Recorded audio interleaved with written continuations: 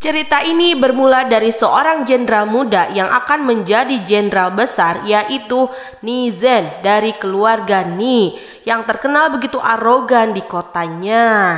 Karena terkenal dengan kearogannya, penduduk kota Hangzhou pun begitu khawatir akan kepemimpinannya. Diawali dari cerita saat Nizen mendapatkan kabar dari bawahannya bahwa ada penyusup ke kediamannya. Nizen pun akan menemui penyusup tersebut, akan tetapi tidak disangka ternyata penyusup itu adalah seorang perempuan. Diketahui ternyata perempuan tersebut menyusup untuk mendapatkan surat izin meninggalkan kota tersebut. Pelayan tersebut pun ditanya oleh Nizen dan dia pun berkata bahwa dia adalah seorang pelayan dari nona muda dari keluarga Sen. Perempuan tersebut pun mengatakan kepada Nizen bahwa dia ingin membantu nonanya untuk melarikan diri dari perjodohan karena nonanya akan dinikahkan dengan seorang jenderal muda.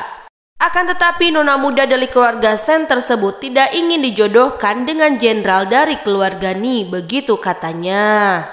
Dikarenakan semua rumor mengatakan bahwa jenderal muda tersebut bersikap sangat arogan. Mendengar apa yang dikatakan oleh perempuan tersebut, Ni pun mengatakan bahwa apa yang diucapkannya dia sangat menyukainya.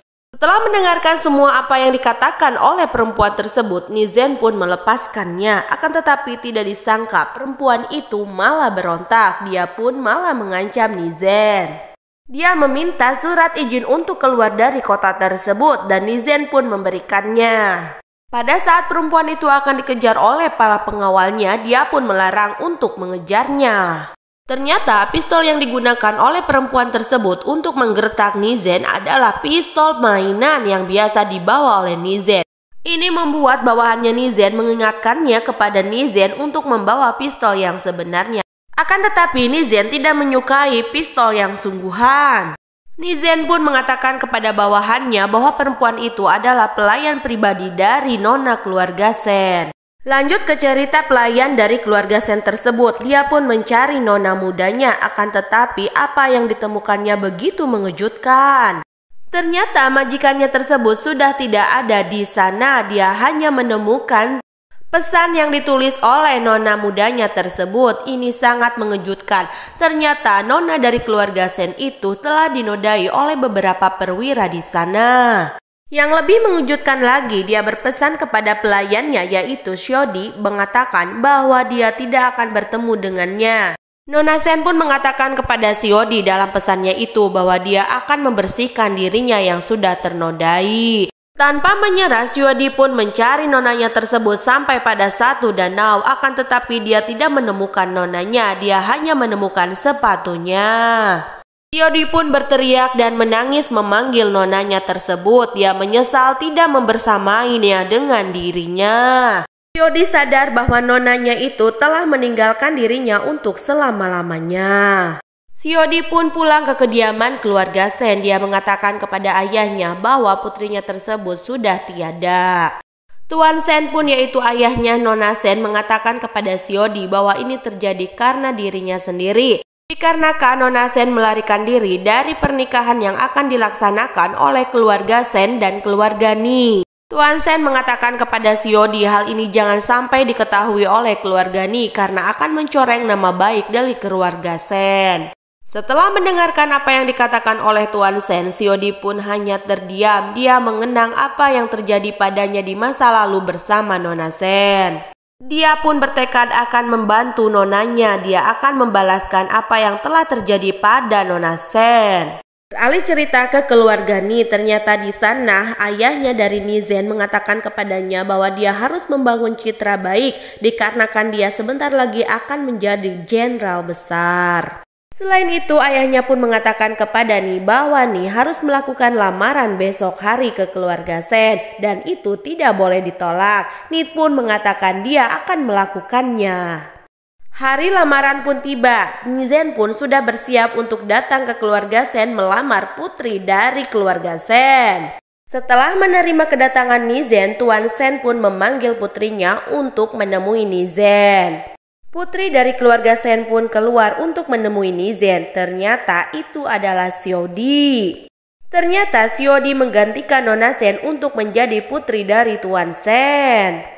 Nizen dan Shiodi pun bertatap-tatapan. Mereka ternyata saling terkejut. Shiodi terkejut melihat yang ada di sana adalah Nizen. Begitu pula dengan Nizen, akan tetapi sepertinya dia malah pura-pura tidak tahu.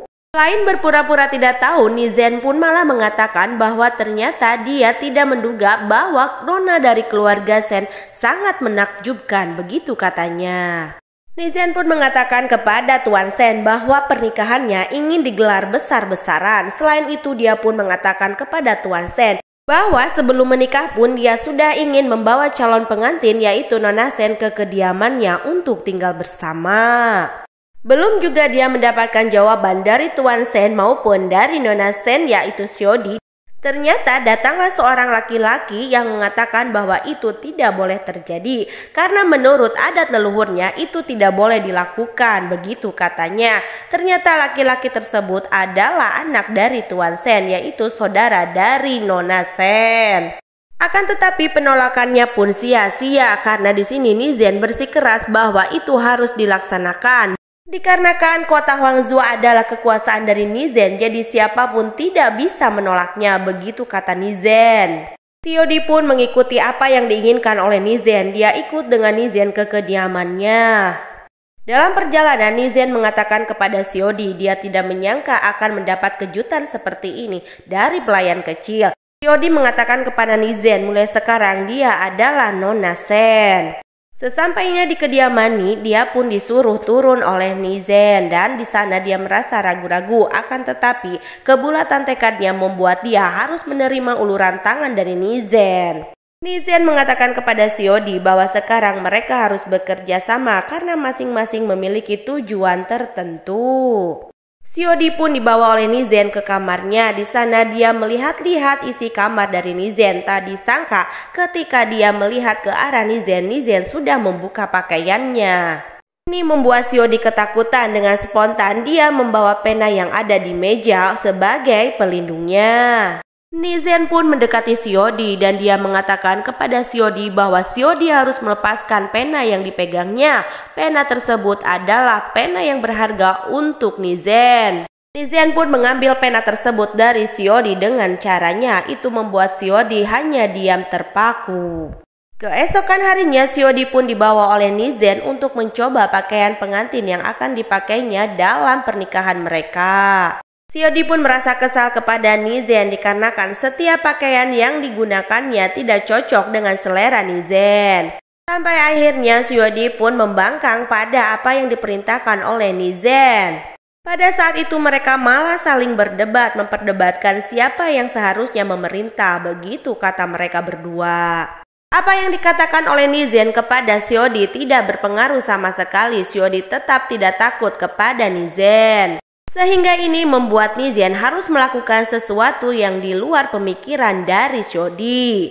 Nizen pun menggertak Shiodi dengan caranya sendiri. Ini membuat Shiodi melihatnya begitu terkejut. Cara ini dilakukan oleh Nizen untuk membuat Shiodi takut kepadanya.